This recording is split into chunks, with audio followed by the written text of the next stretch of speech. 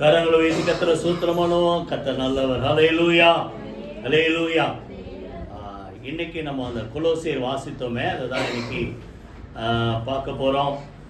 விசேஷமாக பார்த்தீங்கன்னா இந்த 3 அதிகாரம் முழுசுமே கிறிஸ்தவ மக்கள், விசேஷமாக சொல்ல போனால் தேவ ஜனங்களுடைய பொறுப்பு, ரெஸ்பான்சிபிலிட்டிஸ். இதை 3 அதிகாரத்தில் ரொம்ப இருக்கு. எல்லா வகையான மக்களுக்கும் அதில் இருக்கு. அதுதான் இன்னைக்கு. இது ஆக்சுவலாக போன மாதமே 2-3 தடவை நான் பைபிள் ரொட்டேஷனாக திருப்பி படிக்கும்போது அதை என்கிட்ட உணர்த்தினாங்க. ஆனாலும் அது அப்படியே தள்ளிக்கிட்டே போச்சு. இந்த வாரம் வேதத்தை வாசிக்கும் போது ஆண்டவர் கரெக்டாக சொன்னதால தான் இன்னைக்கு இதை பார்க்க போகிறோம். சரியா? அந்த 3 அதிகாரம் வச்சுருக்கீங்களா? அப்படியே வச்சுங்க. ஒரு கார்டு எடுத்து வச்சுங்க. 277வது பக்கம் கொலோசியர் 3 அதிகாரம். முதல்ல 9ஆம் வசனத்திலேருந்து நம்ம வாசிப்போம். 9ஆம் வசனம் 10ஆம் வசனம் 2 வசனத்தை வாசிங்க. ஒருவருக்கொருவர் பொய் சொல்லாதிருங்கள், பழைய மனுஷனையும் அவன் செய்கைகளையும் களைந்து போட்டு தன்னை சிருஷ்டித்தவருடைய சாயலுக்கு ஒப்பாக பூரண அறிவடையும்படி புதிதாக்கப்பட்ட புதிய மனுஷனை தரித்து கொண்டிருக்கிறீர்களே. 2024 போச்சு. இப்போ 2025 புது வருஷம் வந்திருக்கு. நான் முதல்ல இதெல்லாம் கொஞ்சம் சுருக்கமாக சொல்லிட்டேன். புது வருஷத்தில் புது வாழ்க்கை வாழ்வதற்கு போல, ஏற்கனவே நம்ம புது வாழ்வு தான். கிறிஸ்துவுக்குள் இருந்தால் அவன் என்ன செய்யறான்? புது சிருஷ்டி. பழையவைகள் ஒழிந்து போயின, எல்லாம் புதிதாயின. புது வாழ்வு தந்தவரை பாட்டெல்லாம் பாடணும். இப்போ இன்னும் ஸ்பெஷலா இந்த 2025 இன்னும் நான் புதிதாக்கப்படணும். புரியுதா? அப்படின்ற ஒரு தீர்மானத்தோடு இன்னைக்கு இந்த வசனத்தெல்லாம் நீங்க கேளு. என்ன சொல்றாரு? பழைய மனுஷனை, புரியுதா? அவன் என்ன செய்வான்? பொய் சொல்ற மனுஷன். அப்படித்தான் போட்டு ஒருவருக்கு ஒரு பொய் சொல்லாதீர்கள் அப்படின்னா, அப்படி பொய் சொல்ற பழைய மனுஷனை களைந்து போட்டு, அடுத்தது தன்னை சிருஷ்டித்த தேவனுடைய சாயலுக்கு ஒப்பா இருக்கிற ஒரு புதிய மனுஷனை என்ன செய்யுதுங்க? நீங்க தரித்து கொண்டு இருக்கிறீர்களே. அப்போ இந்த புது வருஷத்துல ஒரு புது மனுஷனா நான் வாழணும். புரியுதா? அந்த பழைய மனுஷனுக்கும் புது மனுஷனுக்கும் ஒரு வித்தியாசம் எபேசியர்ல இருக்கும் பாருங்க. எபேசியர் 4 அதிகாரம் 22 யாராவது வாசிங்க. அதற்கு பிறகு அடுத்த பாயிண்ட்டுக்கு போவோம். சுருக்கமாவே நம்ம பார்த்து முடிப்போம். எபேசியர் 4:22. அந்தப்படி முந்தின நடக்கைக்குரிய மோசம் போக்கு இச்சைகளினாலே கெட்டு போகிற பழைய மனுஷன் நீங்கள் களைந்து போட்டு. பழைய மனுஷன் யாரு? மோசம் போக்கு இச்சையால கெட்டு போன, நம்மள வாழ்க்கையை கெட்டு போக பண்ணுகிற, புரியுதா? செத்த ஈக்கள், பிரசங்கில ஒரு வார்த்தை, செத்த ஈக்கள் என்ன செய்யுமா? பரிமள தைலக்காரனுடைய தைலத்தை என்ன செய்யுமா? நாரி கெட்டு போக பண்ணும். அத போல சொற்ப மதியினம் போட்டு, சின்ன விஷயம். நிறைய பேர் பிரச்சனை என்ன தெரியுமா? செஞ்சதுக்கு அப்புறம் தான், ஐயோ இது மாத்திரம் கொஞ்சம் ஞானமா இருந்திருக்கலாமே. புரியுதா?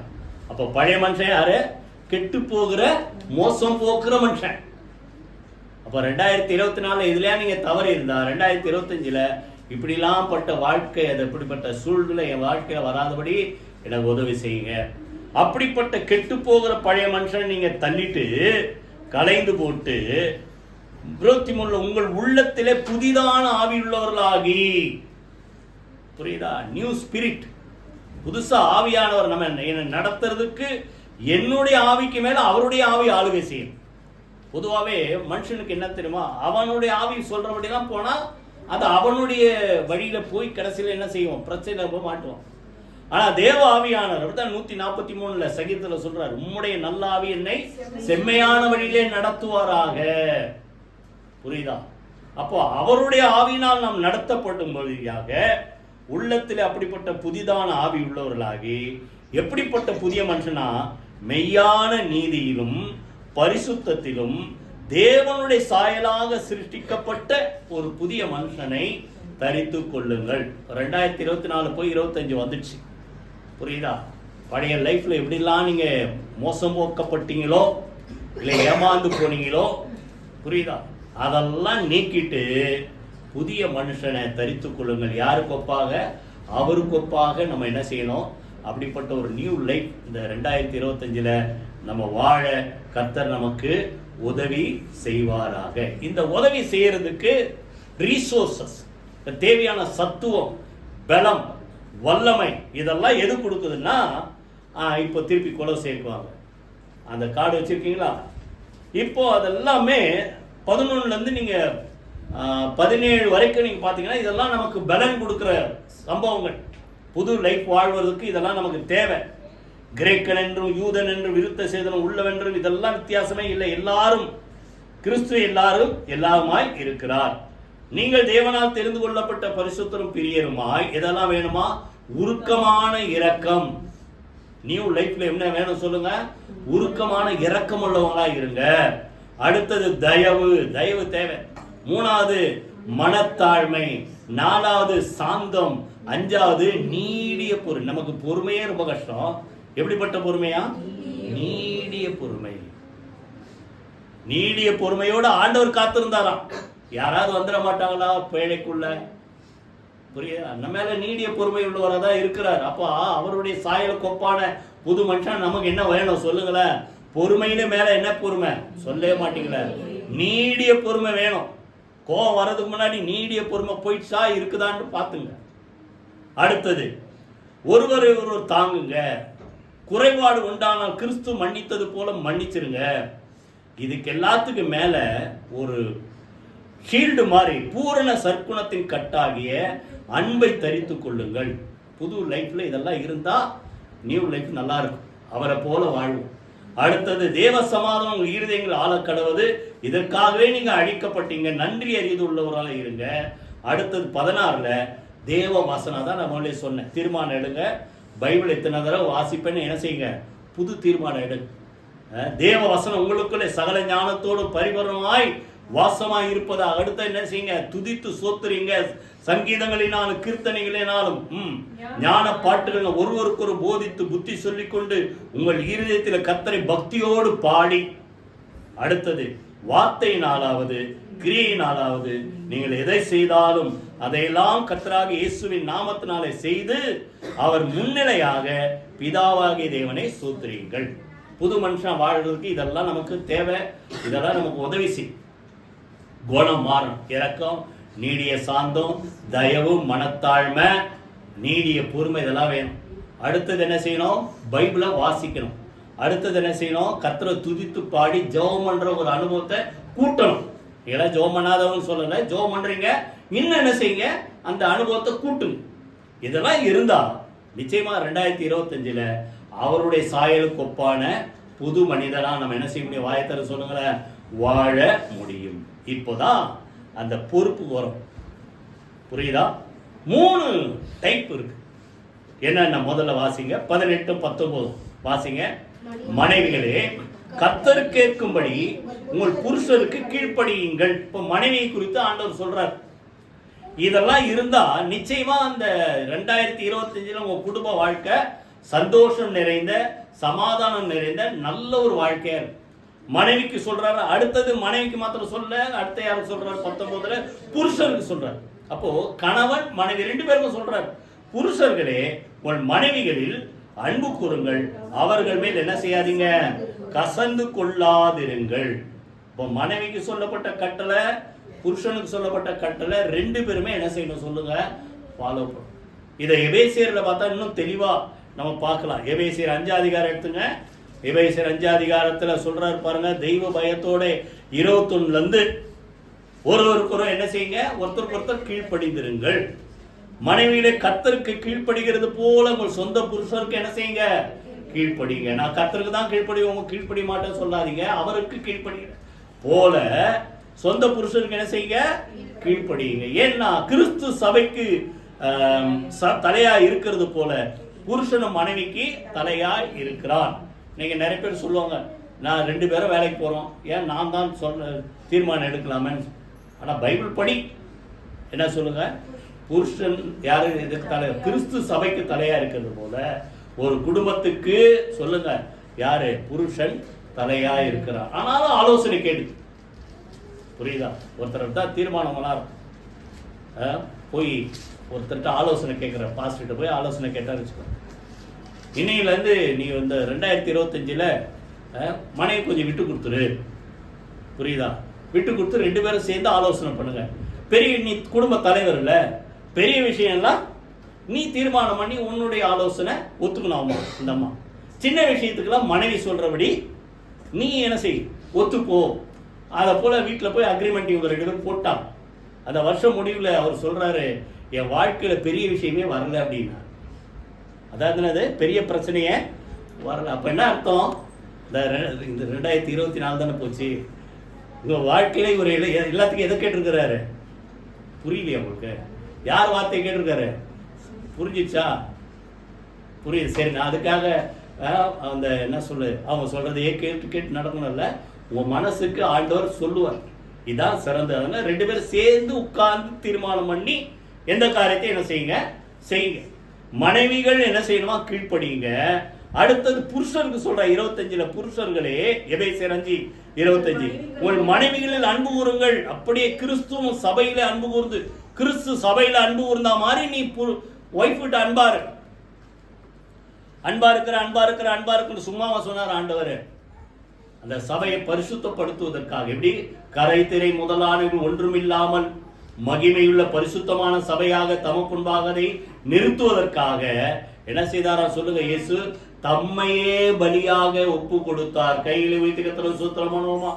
அப்போ புருஷர்கள் எப்படி அன்பு கூறணும்? அன்பா இருக்கிறேன்ட்டு ஒண்ணுமே செய்யாம கண்டுக்காம நீ நான் வேணா கஷ்டப்படு, நான் புருஷன், நான் தலை அப்படின்னு நிக்கூடாது.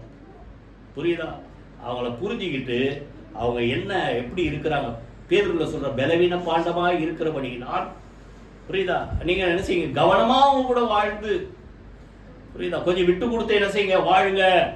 அப்போ மனைவிட்ட அன்பா இருந்தா, அதான் அந்த கொலோசியர்ல படிச்சு, இவை எல்லாவற்றிலேயும் பூரண சற்குணத்தின் கட்டாக எதை தரித்துக் கொள்ளுங்கள். அன்பு இருந்தா ஒய்ஃப் ஒரு வேளை கொஞ்சம் ஏதாவது பேசினா கூட அது என்ன செய்யாது, உங்களுக்கு ஹார்டா தெரியாது. அன்பு இல்ல நீ என்ன அதிகாரம் பண்றேன்னு தான் வரும். புரியுதா? நல்லா கவனிங்க. அப்போ மனைவிகள் என்ன செய்யணும் சொல்லுங்க, கீழ்ப்படியுங்க. புருஷர்கள் என்ன செய்யுங்க, அன்பு. எப்படி அன்பு கூறணுமா? கசந்து கொள்ளாத அன்பு. எப்படிப்பட்ட அன்பு? வாயத்தரம் சொல்லுங்க. கசந்து வாயத்தரம் சொல்ல மாட்டீங்களா? கசந்து கொள்ள போதில்லை, நீங்க தான் சொல்றீங்க, யாரு ஜென்ஸ் சொல்ல மாட்டீங்க. கசந்து கொள்ளாத அன்பு சொல்லுங்களேன். கசந்து கொள்ளாத அன்பு. புரியுதா? அப்போ என்ன சும்மா இதே அப்போ என்ன வருது, அவங்களுக்கு கசப்பு. அது கசப்பு தான் பிரச்சனை. கசந்து கொள்ளாதிருங்கள், அன்பு கூறுங்கள். எப்படியா? இயேசு தான் அங்க நமக்கு எக்ஸாம்பிள். தம்மையே சபைக்காக என்ன செய்தார், ஒப்பு கொடுக்கிறப்போ குடும்பத்துக்காக, மனைவி பிள்ளைகளுக்காக உங்களை என்ன செய்யுங்க, சப்மிட் பண்ணுங்க, இல்லைன்னா உங்களை ஒப்பு கொடுங்க. புரியுதா? எல்லாத்தையும் செலவு பண்ணவும் பவுல் சொல்றாரு பாருங்க, சபைக்காக செலவு பண்ணவும், செலவு பண்ண படவை என்ன செய்யற, ஒப்பு கொடுக்குற. புரியுதா? அப்போ நமக்கு பிரதானம் என்ன சொல்லுங்க, முதல்ல எல்லாத்துக்கும் மேல ஆண்டவர் தான். புருஷன், மனைவி, பிள்ளை, பெற்றோர் எல்லாத்துக்கும் மேல ஒருத்தர் அவர் தான். அடுத்த ஸ்டெப் யாரு சொல்லுங்க? உங்களுக்கு கணவனுக்கு மனைவி தான், மனைவிக்கு கணவன். புரிஞ்சுதா? அதனால சொல்றாரு ஆண்டவர், நீங்கள் என்ன செய்யுங்க, அவர் அன்பு கூர்ந்தது போல. அடுத்தது சொல்றாரு, சொந்த சபையை போஷித்து 29 வாசிங்க. சொந்த மாம்சத்தை பகைத்தவன் ஒருவனும் இல்லையே, கர்த்தர் சபையை போஷித்து காப்பாற்றுகிறது போல ஒவ்வொருவனும் தன் மாம்சத்தை போஷித்து என்ன செய்கிறான், காப்பாற்றுகிறான். நல்லா கவனிங்க. அப்போ சபையை கர்த்தர் போஷிக்கிற மாதிரி தன் மாம்சம் எது? என்னுடைய சரீரம் இல்ல. சொல்லுங்க, முதல்ல ஒரு மனுஷியை உருவாக்கணும்னு ஆதாம் சொன்ன வார்த்தை என்ன? இவள் என் எலும்பும் என் மாம்சமா இருக்கிறபடினால், இவர் மனுஷனில் எடுக்கப்பட்டபடினால் மனுஷி எனப்படுவாள். அப்போ உங்க கிட்ட இருக்கிற பெட்டர் ஆஃப் யாரு சொல்லுங்க? உங்க மாம்சம், புருஷனா இருந்தாலும் சரி, ஸ்திரீயா இருந்தாலும் சரி, அவங்க யாரு சொல்லுங்க? உங்க சரீரத்துல பாதி. அப்போ நீங்க, புரியுதா, உங்க சரீரத்தை எப்படிலாம் போஷித்து காப்பாத்துறீங்களோ அதே போல அடுத்ததை காப்பாற்றும். கணவனா இருந்தாலும் சரி, புருஷனா இருந்தாலும் சரி, எல்லாருக்கும் சேர்ந்து சொல்றேன், அடுத்தவங்களை கேர் பண்ணுங்க. வாயத்தில் சொல்லுங்க, சொல்ல மாட்டீங்களே. அடுத்தவங்களை என்ன செய்யுங்க, கேர் பண்ணுங்க. சின்ன பிள்ளைங்க தான் சொல்லுது, பெரியவங்க சொல்ல மாட்டேங்க. கேர் பண்ணுங்க. சரியா? சரி, கவனிங்க. அப்போ புருஷர்களுக்கு மனைவிகளுக்கு ஆண்டவர் கொடுத்த ஆலோசனை. இன்னும் சொல்ல போனா ஒரு வார்த்தை சொல்றேன், அந்த ஆதியாகமம் 24 அதிகாரத்துல நல்லா கவனிங்க. அந்த எலியேசர் ரெபேக்காவை கூட்டிட்டு போறார். ஆபிரகாமுடைய ஊருக்கு. யாருக்கு மனவாட்டியா? அருமையான ஈசாக்குக்கு மனவாட்டியா கூட்டுன்னு போறாரு. கூட்டுன்னு போனவொடனே தூரத்துல ஈசாக்கு வர்றதை இந்த அம்மா பாக்குது. யாரு? ரெபேக்கா பாக்குது. நீ ஆதியாகமம் 24 அதிகாரம் 65 அது இருக்கும், நான் ஷார்ட்டா சொல்றேன். அங்க பார்த்த உடனே அவதான் எஜமான் அப்படின்னு அர்த்தம். அவருக்காக தான் உன்னை மனவாட்டியா கொண்டு போறேன்னு உடனே ஒட்டகத்தை விட்டு இறங்கி என்ன செய்யலாம். அப்போ அந்த பேரை சொன்ன உடனே ஒரு மதிப்பு. எத்தனை பேருக்கு அப்படி வருது? சரி விட்டுற. அடுத்தது ஈசாக்கு என்ன பண்ணாரு?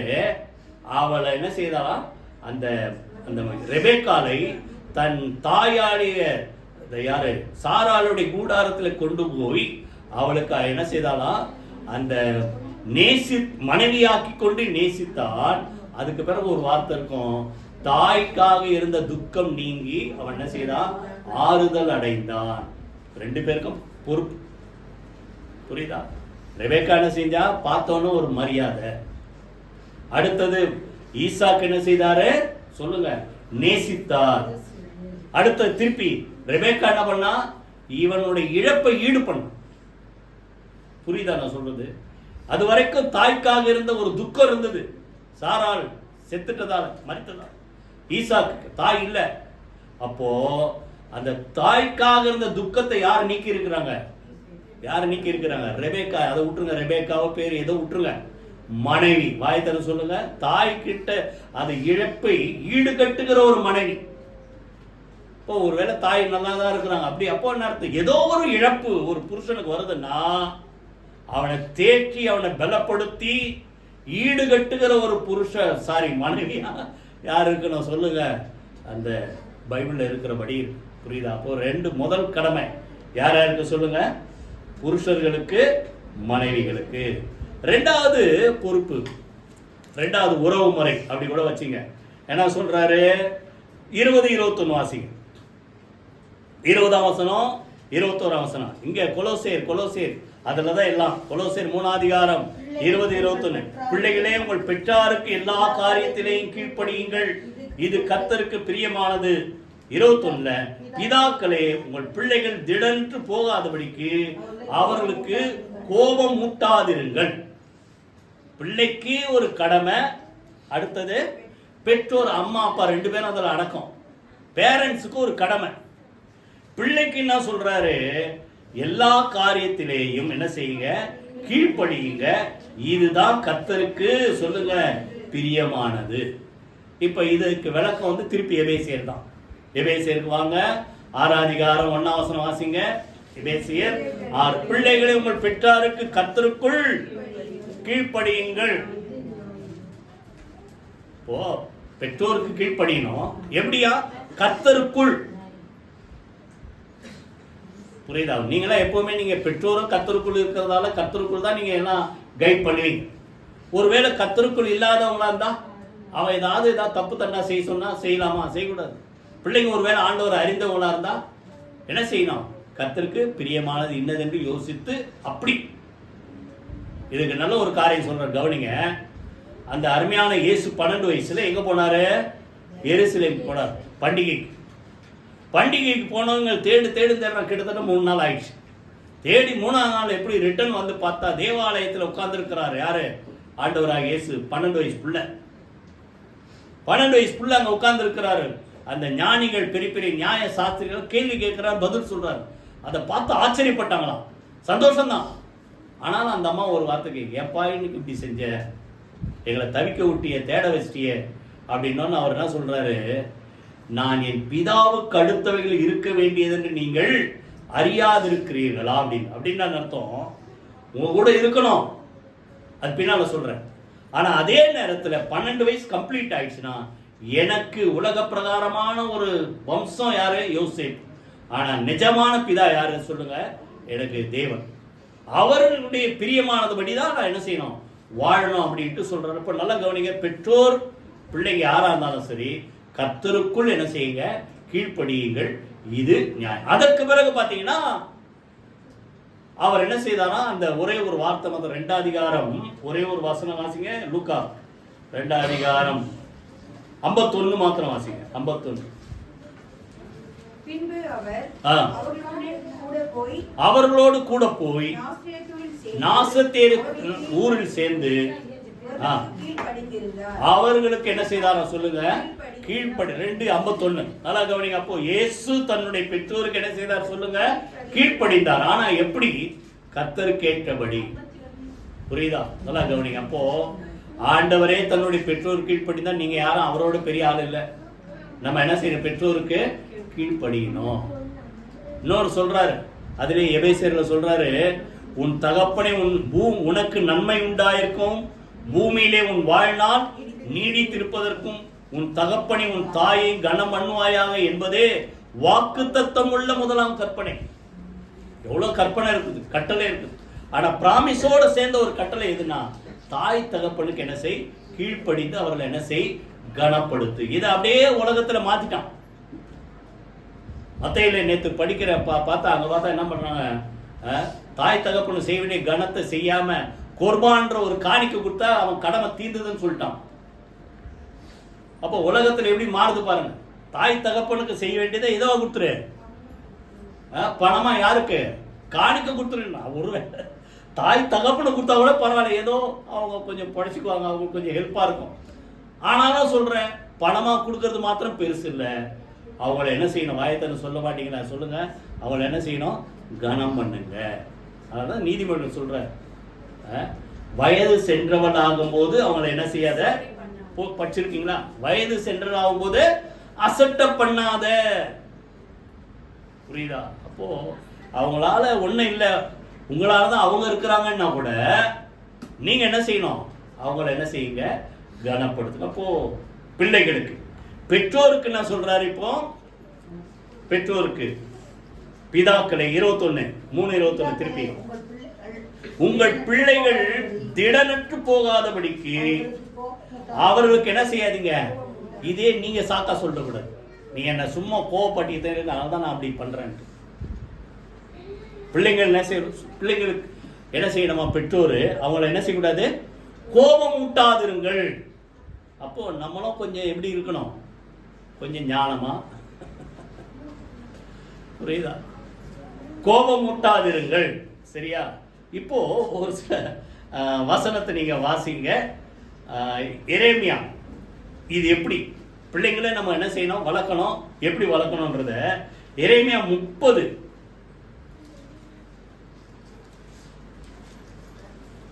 ஒரே ஒரு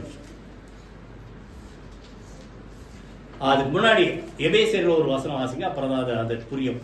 பிதாக்களே 6:4 பிதாக்களே இங்க சொல்றாரு, நீங்களும் உங்கள் பிள்ளைகளை கோபப்படுத்தாம, அங்க கோபம் ஊட்டாதீர்கள் போட்டுக்குது, அவ்வளவுதான். கோபப்படுத்தாமல் வாசிங்க, கர்த்தருக்கேற்ற சிக்ஷையிலும் போதனையிலும் அவர்களை வளர்ப்பீர்களாக. கோபப்படுத்த கூடாதுன்றதுக்காக இஷ்டம் போல விடணும் அதுவும் சொல்லல.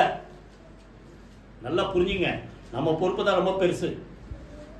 கோபப்படுத்த கூடாதுன்ட்டு நீ சரிம்மா சரிம்மா நீ கோச்சிக்கிறியா, சரிம்மா போமா போமான்ட்டு விட்டுறாதீங்க. செய்ய வேண்டியது கரெக்டா ஒழுங்கா செய்யுங்கன்ற. எப்படி வளர்க்கணுமா? கர்த்தருக்கேற்ற சிக்ஷை போதனையிலும் சிக்ஷையில் இருக்கணும். என்ன செய்யணும் சொல்லுங்க? போதனை இப்படி பைபிள் இப்படிலாம் போட்டு சொல்லி சொல்லி கொடுத்தாதான் அது கேட்கும். புரியுதா? சிக்ஷையிலும் போதனையிலும் அவர்களை வளர்ப்பீர்களாக. என்ன சிக்ஷை சொல்லுங்க? திருப்பி திருப்பி படிச்சாதான் தெரியும். கர்த்தருக்கேற்ற, வாயத்தர சொல்லுங்களேன், கர்த்தருக்கேற்ற சிக்ஷையில எவ்வளவு இருக்குது. புரியுதா? பிள்ளைங்களுக்கு கோபம் வர்றதுக்கு மேல உங்களுக்கு கோபம் வந்து கண்ணில் என்ன படுதோ அது தூக்கி அடிக்கிறது, அது சிக்ஷையா? அது சிக்ஷையா? அது மூர்க்கம். புரியுதா? அப்போ கர்த்தருக்கேற்ற சிக்ஷை. இப்போ நீங்க வாசிங்க அது எப்படின்றதை எரேமியால சொல்றாரு. 30:11 வாசிங்க முதல்ல. எரேமியா 30:11. உன்னை சிதறடித்த எல்லா ஜாதிகளையும் நான் அவங்களெல்லாம் நிர்மூலமாக்குவேன். அதாவது நீ என் பிள்ளையா இருக்கிறபடினால உன்னையோ நிர்மூலமாக்க மாட்டேன். ஆனா அதுக்காக சிக்ஷித்து தண்டிக்காமலும் போடா இஷ்டம் போல போடான்னு விட்டுற மாட்டேன். எத்தனை பேர் புரியுது? பிள்ளைங்களை இஷ்டம் போட விடக்கூடாதான். புரியுதா? தண்டிக்காம விட்டுறக்கூடாது, தண்டிக்கணும். அதுக்கு சொல்றாரு. அந்த முழுசா படிச்சு பாத்தீங்கன்னா அதுக்காக தண்டியாம சிட்சிக்காமலும் விட மாட்டேன்.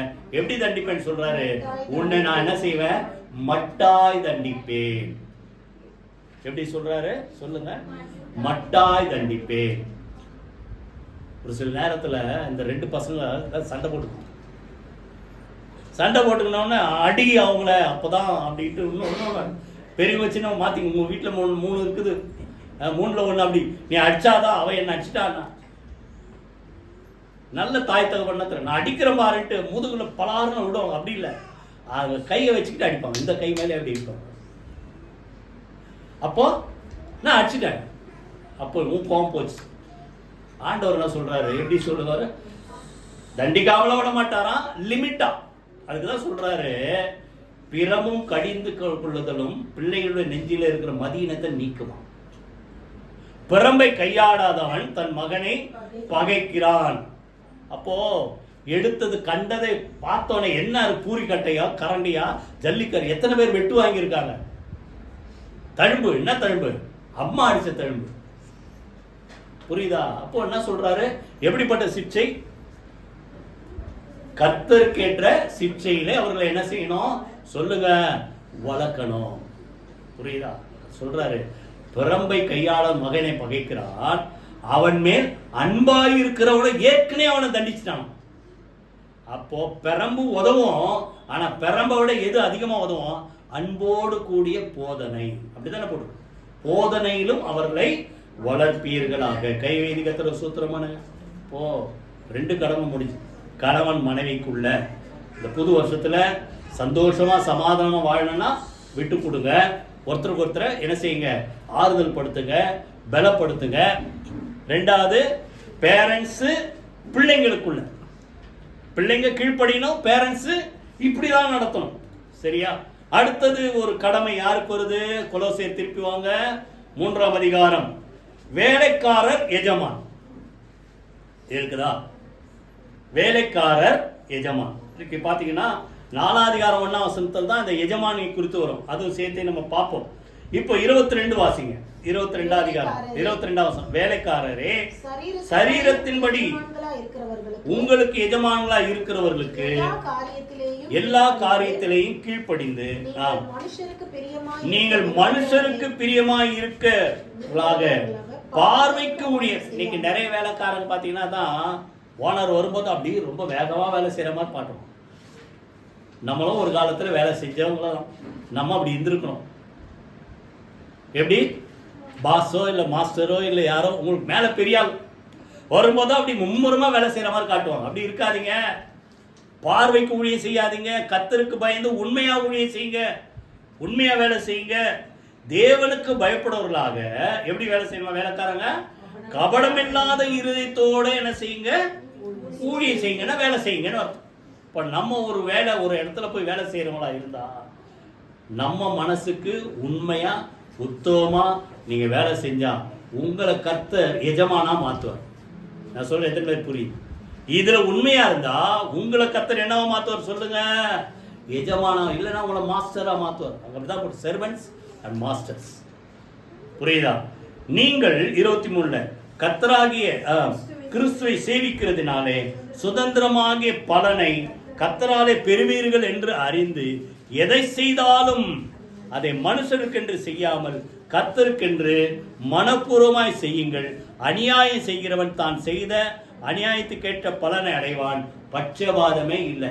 வேலை செய்யறவங்க ஏதாவது ஏமாத்தினா ஒருவேளை ஓனருக்கு கண்ணுக்கு தெரியாம இருக்கலாம், உங்களுக்கு மேல இருக்கிற அதிகாரிக்கு கண்ணுக்கு தெரியாம இருக்கலாம், ஆனா தேவன் பார்க்கிறார் என்ன இல்லையா, பட்சபாதம் இல்லாம தீர்ப்பு. சரியா. ஒரு 2 வசனம் வாசித்து அதுக்கு பிறகு நம்ம போவோமா. 1 தீமோத்தேயு 6ஆம் அதிகாரம், 1 தீமோத்தேயு 6ஆம் அதிகாரம் 1-2 வாசிங்க. தேவனுடைய உபதேசம் நாமமும் உபதேசம் தூஷிக்கப்படாதபடிக்கு அடிமைத்தனத்தின் உட்பட்டிருக்கிற வேலைக்காரர் யாவரும் தங்கள் எஜமான்களை எல்லா கணத்திற்கும் பாத்திரர் என்று எண்ணிக்கொள்ள கடவர்கள். மேல இருக்கிறவங்க என்ன செய்யணும், கணத்துக்குரிய. இன்னொரு இடத்துல சொல்றாரு, அவன் முரடனா இருந்தா கூட அந்த அதிகாரத்து நிமித்தம் அவனுக்கு என்ன செய்யும், கீழ்ப்படி. ஏன்னா உங்களுக்கு மேல அவர் இருக்கிறார், போஸ்ட்ல இருக்கார், என்ன செய்யணும், நிச்சயமா உண்மையா இருக்கணும், கீழ்ப்படியணும். அடுத்தது அதே பாஸ், ஒரு மாஸ்டரோ இல்லை மேலே ஓனரோ உங்களுக்கு மேலே இருக்கிறவங்க ஒரு விசுவாசியா இருந்தா நீ என்ன, அவர் நம்மள மாதிரி விசுவாசி தானே, நம்மளை புரிஞ்சுக்குவாரு, கொஞ்சம் அட்ஜஸ்ட் பண்ணி போய்க்கலாம், அப்படி இல்லை. 2ஆம் வசனம் வாசிங்க, 6:2. 1 தீமோத்தேயு 6:2 வாசிங்க. விசுவாசிகளாகிய எஜமான்களை உடையவர்கள் தங்கள் எஜமான்கள் சகோதரராய் இருக்கிறதுனால அவர்களை அசட்டை பண்ணாமல்.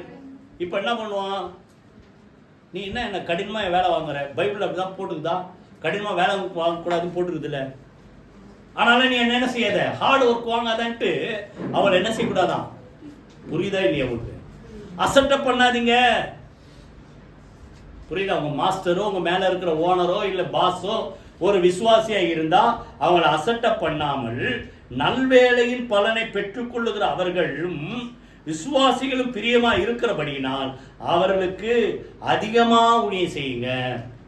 அப்போ உங்க பாஸ் உங்க மேல இருக்கிறவங்க ஒருவேளை விசுவாசியா இருந்தா சாதாரண எஜமானுக்கு செய்யறதை விட சொல்ல மாட்டீங்களே அதிகமா செய்யுங்க. புரியுதா? அதனால நீங்க அப்படி இருந்தா நீங்க ஒரு நாள் என்னவா மாறுவீங்க சொல்லுங்க? நிச்சயமா எஜமானா மாறுவீங்க. பொதுவாகவே இந்த மாமியாருங்கெல்லாம் எதை மறந்துடுறது, நம்மளும் ஒரு காலத்துல மருமகளா இருந்தோன்றத மறந்துடுறது. புரியுதா? அந்த எஜமான் இல்ல மாஸ்டர் இல்ல அந்த மேல இருக்கிற ஆபீசர் பாஸ் அவங்க எதை மறந்துடுறது, நம்மளும் ஒரு காலத்துல இப்படி ஒரு சின்ன வேலையில வேலைக்காரனாக இருந்தோன்றத மறந்துடுறது. இப்ப வேலைக்காரங்க வந்துச்சா, இப்ப எஜமானுக்கு என்ன சொல்றாரு வாசிங்க. 4ஆம் அதிகாரம் 1ஆம் வசனம், கொலோசியர் 4:1 வாசிங்க. எஜமான்களே ஆரம்பிக்குதா? எஜமான்களே உங்களுக்கும் பரலோகத்தில் ஒரு எஜமான் இருக்கிறார் அறிந்து வேலைக்காரருக்கு நீதியும் செம்மையுமானதை செய்யுங்க. நீதியா இருங்கன்றார். ஒவ்வொரு மாஸ்டரும் இல்ல பாஸும் என்ன செய்யணுமா, நமக்கு மேல ஒருத்தர், அப்படித்தானே போடுது, உங்களுக்கு மேல பரலோகத்துல ஒரு எஜமான் சொல்லுங்களேன் இருக்கிறார் நினைப்பு எப்ப இருக்கணும்? புரியுதா? அடுத்தவங்களை ஒடுக்கும் போது நமக்கு மேல ஒருத்தர் இருக்கிறாரு, அவர் பார்க்கிறாருன்றது இருக்கணும். ஏதோ ஒருத்தர் பாடினா, யாரு பாட்டு தெரியுது, ஆண்டவன் உலகத்தின் முதலாளி, அவனுக்கு 400 தொழிலாளி. இப்போ தொழிலாளியா இருந்து முதலாளி ஆனவங்க நமக்கு மேல ஒரு முதலாளி யாரு சொல்லுங்க? வாயை திறந்து. ஆண்டவர் இருக்கிறார், அதை பார்க்கிறார். நீ முதலாளியா இருக்கிறதால நீ உன் தொழிலாளி இல்ல, உனக்கு கீழே இருக்கிற அடிமை. ஆக்சுவலா இதெல்லாம் பார்த்தா ஸ்லேவ்ஸ் தான் வருது ஒரு பைபிள் டிரான்ஸ்லேஷன், இன்னொருத்தர் இதெல்லாம் சர்வன்ட்ஸ் வருது. ஒருவேளை ரொம்ப அப்படியே உங்களுக்கு கீழே இருக்கிறவங்களா இருந்தா கூட அவங்கள என்ன செய்யாதீங்க, ஒடுக்காதீங்க. அவங்களுக்கு என்ன செய்யுங்க, நீதியும் செம்மையுமானதை செய்யுங்க. இந்த பவுல் பார்த்தீங்கன்னா பிலேமன் நிருபம் எத்தனை பேர் படிச்சிருக்கீங்க? ஒரே ஒரு அதிகாரம் தான். அங்க பார்த்தா ஃபுல்லா யாருக்காக பேசுறாரு பிலேமன்ட்ட? ஒனேசிமுக்காக பேசுறாரு. ஒனேசிம் யாருன்னா யாரு? பிலேமன் கிட்ட ஒரு அடிமையா இருந்த ஒரு வேலைக்காரன். அதற்கு பிறகு ஒரு வேலை அந்த ஒனேசிம் என்ன பண்ணி இருக்கலாம், ரட்சிக்கப்பட்டிருக்கலாம். புரியுதா? ரட்சிக்கப்பட்டு பவுலுக்கு ரொம்ப ஹெல்ப்பா இருக்காரு. இப்போ அவர் என்ன சொல்றாரு, அந்த பிலேமன் நிருபம் எடுத்துங்க, எபிரேயருக்கு முன்னாடி இருக்கும், எடுத்தீங்களா? அதுல 17 சொல்றாரு, நீர் என்னை உம்மோட ஐக்கியமானவென்று எண்ணினால் என்னை ஏற்றுக்கொள்வது போல அவனை ஏற்றுக்கொள்ளும். ஒருவேளை அவன் என்ன பண்ணிருக்கலாம், அடிமைன்னா அந்த காலத்துல என்ன சொல்லும், ஒரு பணத்தை கொடுத்து வாங்கியிருப்பாங்க. இவரு அசட்டை பண்ணி என்ன பண்ணிருக்கலாம், பிலேமனை விட்டு வெளியே போயிருக்கலாம். ஆனால இவர் சொல்றாரு, அந்த பிலேமனுக்காக நான் உங்ககிட்ட மன்றாடுறேன், என்னை ஏற்றுக்கொள்ற மாதிரி யாரு, அந்த அடிமையா இருக்கிற அந்த வேலைக்காரன் என்ன செய், ஏற்றுக்கொள்ளும். 18 சொல்றாரு பாருங்க, அவன் உமக்கு யாதொரு அநியாயம் செய்ததும் உம்மிடத்தில் கடன்பட்டது உண்டானால் அதை என் கணக்குல வச்சிங்க, நான் கொடுக்கிறேன்றார். யாருக்கு? மாஸ்டருக்கு சொல்றாரு, வேலைக்காரன் செஞ்சதை என்ன செஞ்சிரு சொல்லுங்க, மன்னிச்சிரு. இததான் எபேசியர் 4 படிக்கிறோம். கிறிஸ்து உங்களுக்கு மன்னித்தது போல நீங்கள் என்ன செய்ய, ஒருவருக்கு ஒருவர் தயவாய் என்ன செய்யுங்க, மன்னியுங்கள். ஒரு சம்பவத்தை சொல்லிட்டு முடிச்சிடுறேன். மத்தேயு 18ஆம் அதிகாரத்தில் நீங்க எல்லாருக்கும் தெரியும், 21ஆம் வசனத்திலிருந்து 35ஆம் வசனம் வரைக்கும் பெரிய ஒரு இன்சிடென்ட். என்னாச்சு, 10,000 தாலந்து ஒருத்தன் கடன் பட்டான். அவன் கொடுக்க திருப்பி கொடுக்க என்ன இல்லை, அவனால் திராணி இல்லவனே எஜமான் கிட்ட வந்து மன்றாடி எஜமானே காலில் விழுந்து கெஞ்சிரான், என் கடனை என்னால் திருப்பி கொடுக்க முடியல, என்னை மன்னிச்சிருங்கன்னு இறக்கம் பாராட்டி 10,000 தாலந்து கடனை மன்னிச்சிட்டார். யாரு? Boss, master. இப்போ இவன் அப்படியே வீட்டுக்கு போறான் சந்தோஷமா, ஆஹா என் கடன்லாம் எஜமான் என்ன பண்ணிட்டாரு, மன்னிச்சிட்டாரு. திருப்பி வீட்டுக்கு போகும்போது அவன் எதிர்க்க இன்னொருத்தன் வரான். அவன் யாருன்னா இந்த கடங்காரங்கிட்ட கடன் பட்டு இன்னொருத்தன். அவன் 10,000 தாளந்து, இவன் 100 வெள்ளி போடும். அதுக்கு இருக்கும் பார்த்தா லட்சத்துல ஒரு பங்கு கூட வராது. நீங்க கணக்கு போட்டு பார்த்தா புரியுதா? இவ்வளவு அற்பமான ஒரு கடங்காரன் வரான். அவங்கிட்ட ஒருவேளை இவன் தாழ விழுந்ததெல்லாம் மனசுல இருக்க என்ன தெரியல, ஏதோ தெரியல, அது நம்ம வந்து தீர்க்க முடியாது. ஏன் கடனை கொடுக்கலன்னு அவனும் இவன் கெஞ்சின மாதிரி கெஞ்சிரான். எஜமானே என்கிட்ட கொஞ்சம் பொறுமையா இருங்க, என்னால முடிஞ்ச வரைக்கும் சீக்கிரமா கொடுத்துட்றேன்னு. இல்ல இல்ல நீ கொடுத்ததை நிச்சயமா திருப்பி தான் தரணும்ட்டு அவனை குடும்பப்படுத்தணும்னு. இப்போ இந்த நியூஸ் எங்க போகுது? பெரிய எஜமான்ட்ட போகுது. அந்த பெரிய எஜமான் நமக்கெல்லாம் யாரு சொல்லுங்க? ஆண்டவர் தான். பெரிய எஜமான்ட்ட போய் உங்ககிட்ட கடன் பட்டவன்னு நீங்க மன்னிச்சா மாதிரி அவன் தாங்கிட்ட கடன் பட்ட சின்ன ஒரு கடனை என்ன செய்யல, மன்னிக்கல. என்ன திருப்பி அவனை கூப்பிடு, கொடுத்த கடனை திருப்பி கொடுக்கிற வரைக்கும் அவனை காவல்ல போட்டு என்ன பண்ணு, சித்திரவதை பண்ணு. புரியுதா? எத்தனை பேர் புரியுது? இதை முடிக்க சொல்றாரு. அதனால நான் உங்களுக்கு மன்னிச்சா மாதிரி நீங்களும் ஒருத்தருக்கு ஒருத்தர் என்ன செய்யுங்க. அது வேலைக்கார எஜமான் மாத்திரம் இல்ல, குடும்பத்திலேயும் சரி, ஒருத்தருக்கு ஒருத்தர் என்ன செய்யுங்க, தயவாயும் மன உருக்கமாயும் கிறிஸ்து உங்களுக்கு மன்னித்தது போல மன்னித்து என்ன செய்யுங்க, மற்றவர்களை ஏற்றுக்கொள்ளுங்கள். எல்லாரும் சென்று கர்த்தரை ஸ்தோத்திரம் பண்ணி ஜெபம் பண்ணுவோமா? புது வருஷத்துல புது வாழ்வு நமக்கு ஆண்டவர் தரணும். மோசம் போக்குற இச்சையினால் இருக்கிற பழைய மனுஷனை கலைந்து போட்டு அவருடைய சாயலா இருக்கிற புது மனுஷனை அணிந்து கொள்ளுங்கள். இதெல்லாம் நமக்கு உதவி செய்யறது என்னன்னா, இந்த புது வருஷத்துல நம்ம எப்படி இருக்கணும்ன்றது ஆண்டவர் சொல்ற. கணவன் மனைவிக்குள்ள எப்படி இருக்கணும்? கீழ்ப்படியுங்க, அன்பு கூறுங்க, கசந்து கொள்ளாதிருங்கள். பெற்றோர் பிள்ளைகளுக்கு கீழ்ப்படியுங்க, அவளை திடனற்று போகாதபடிக்கு அவளை என்ன செய்யும், கத்திற்கேற்ற சிக்ஷை, கோபம் ஊட்டாதிருங்கள். அடுத்தது சொல்றாரு, வேலைக்கார எஜமான்ல உண்மையா வேலை செய்யுங்க. எஜமான்கள் என்ன செய்யுங்க, வேலைக்காரங்களுக்கு என்ன செய்யுங்க, இரக்கம் பாராட்டுங்க. கர்த்தரை ஸ்தோத்திரம் பண்ணி ஜெபம் பண்ணி முடிப்போம். நன்றி தகப்பனே, நீ சொன்ன அந்த வார்த்தையின்படி இந்த புது வருஷம் 2025 வருஷத்துல ஆண்டவரை நாங்கள் உண்மை போல மாறணும். ஆண்டவரை மோசம் போக்கு இச்சைகளினாலே எங்களை கெடுக்கிற பழைய மனுஷனை கலைந்து போட்டு நம்முடைய சாயலுக்கு ஒப்பான ஒரு புதிய மனுஷனாய் இந்த 2025 வருஷம் வாழ எங்களை ஒப்பு கொடுக்கிறோம். குடும்பத்துல கணவன் மனைவிக்குள்ள ஒருத்தருக்கொருத்தர் கீழ்ப்படிய நேசிக்க கசப்பெல்லாம் கத்தர் நீக்கி ஆண்டவர் உண்மையான அன்பை கத்த தருவதற்காக நன்றி செலுத்துறோம். பெற்றோர் பிள்ளைகளுக்குள்ளாக நல்ல அன்பின் ஐக்கியத்தை உறவை கத்த தருவதற்காக, அதே போல வேலைக்கார எஜமான்களுக்குள்ள ஆண்டவர் ஒருத்தருக்கு ஒருத்தர் மன்னித்து உண்மையா இருக்க கத்தரை அனுக்கிறத செய்வீராக. இந்த புது வருஷம் முழுசும் வார்த்தையின்படி ஜீவிக்க எங்களுக்கு உதவி செய்வீராக. இயேசு கிறிஸ்துவின் ஜீவனுள்ள ஜெயமுள்ள நாமத்தில் ஜெபிக்கிறோம் நல்ல பிதாவே, ஆமென். நம்முடைய கர்த்தராகிய இயேசு கிறிஸ்துவின் கிருபை, பிதாவாகிய தேவனுடைய அன்பும் பரிசுத்த ஆவியானவருடைய அன்யோன்ய ஐக்கியம் நம் அனைவரோடு சகல பரிசுத்த அனைவரோடும் ஆண்டவராகிய இயேசு கிறிஸ்து வருகமட்டு இருப்பதாக. ஆமென். ஆத்துமாவே கர்த்தரை ஸ்தோத்திரி, என் முழு நேரடி பரிசுத்த நாமத்தை ஸ்தோத்திரி, என் ஆத்துமாவே கர்த்தரை ஸ்தோத்திரி, அவர் செய்த சகல உபகாரங்களை மறவாதே. ஆமென், ஆமென், ஆமென். God bless you.